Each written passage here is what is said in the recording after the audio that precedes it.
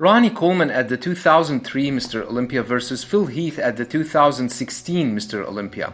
Ronnie came in his biggest version ever, but not necessarily the best, at least in my opinion. I still think his 1999 version was the best, as he came improved than his 98 version without the gyno he had that year. 2016 Mr. Olympia was among Phil's better contests. His size and conditioning were unmatched, and his midsection was still under control, and way better than his 2014 version. The first look at their physiques shows that Ronnie is way wider and bigger, especially in the chest area. Phil's chest in this shot looks so small in comparison with Ronnie's chest and is completely overwhelmed by his massive shoulders. The front double biceps shows that they have incredible biceps development.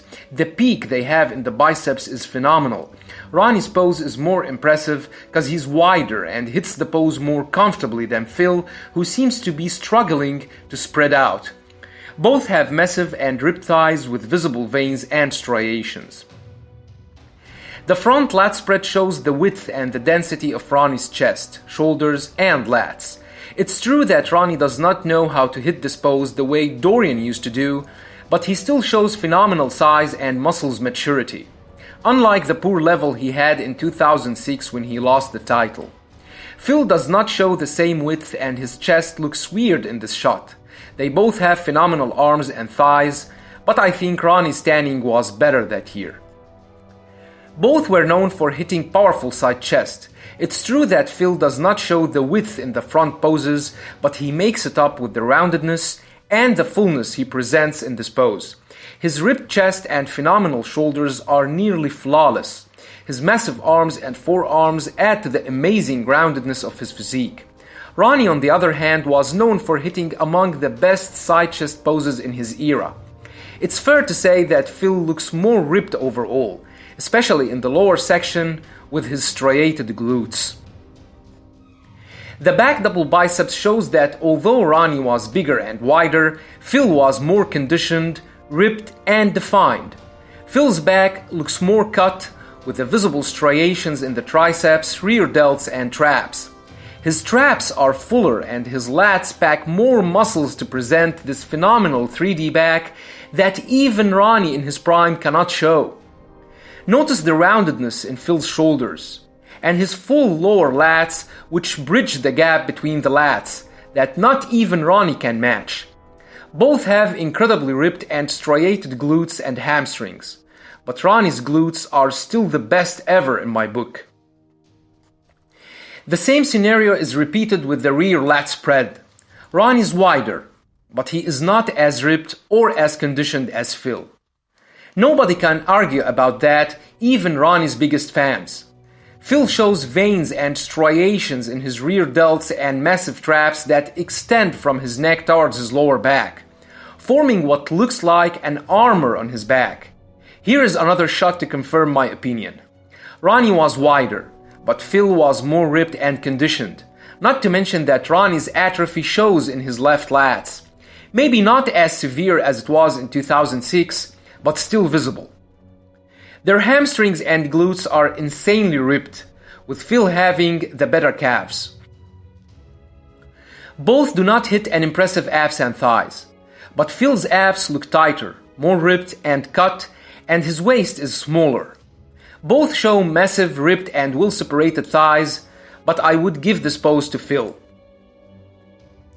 They both hit a phenomenal most muscular pose. This pose with the hands on the thighs shows that they are nearly flawless, with their impressive traps, massive and ripped shoulders, chest and powerful arms.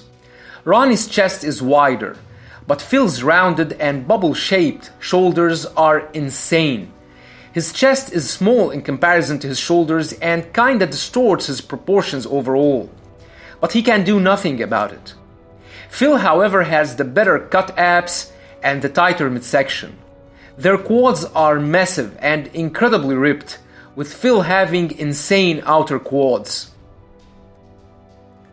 Here is another shot to show that Ronnie's size and muscles maturity were inhuman. His chest and shoulders were massive, ripped and striated, and the pump in his biceps was insane. but his waist was too big and distorts his aesthetics and symmetry. Phil definitely has among the best shoulders of all time, but his chest is too small in comparison, yet it's full and striated. Phil's arms are insanely huge, and his midsection is ripped and has the smaller waist, which gives him this superhero cartoonish look. The same can be said about the crab most muscular. Ronnie has the bigger chest, but Phil has the better rounded and explosive shoulders. Ronnie's midsection looks ugly in this shot, while Phil's midsection looks way more ripped with the smaller waist. In my opinion, Ronnie wins the front double biceps and the front lat spread. Phil wins the back double biceps, the rear lat spread, the abs and thighs, and the side triceps, which unfortunately I do not have decent shots to show from both contests. But we all know that Phil destroys Ronnie in this pose. The problem is with the side chest and the most muscular, as they are both so powerful in these poses. Ronnie definitely has the size advantage, but Phil's conditioning was better, and his midsection was tighter, which makes him look more aesthetic in the most muscular poses. It could go either way, but I would choose Ronnie in the side chest and Phil in the most muscular, because Ronnie's waist looks horrible and ugly in this pose. So in short, Ronnie wins the front double biceps, the front lat spread, and the side chest, while Phil would win the back double biceps, the rear lat spread, the side triceps, the abs and thighs, and the most muscular. There is nothing Ronnie has over Phil in this pose. In fact, one can argue that Phil has the better shoulders and traps, and Ronnie's waist looked horrible and ugly in this pose. Let me know what you think about this matchup, and don't forget to subscribe, share, and like. Thanks for watching, and have a nice one.